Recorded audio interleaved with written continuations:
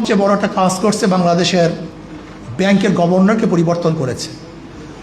গভর্নরকে পরিবর্তন করছে, এটা করতেই পারে, কিন্তু যাকে গভর্নর নিযুক্ত করছে এটা নিয়ে আমাদের বহুত বড় প্রশ্ন আছে।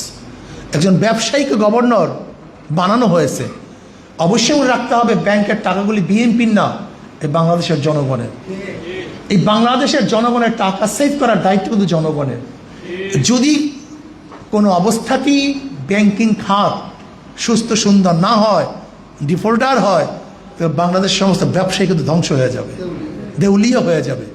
কাজে আমি মনে করি এটা বাংলাদেশের জন্য অশনি সংকেত, নাম্বার 1। নাম্বার 2, নরসিংদীতে এই ধর্ষণ হয়েছে, আপনারা দেখেছেন, ধর্ষণের পর হত্যা করা হয়েছে।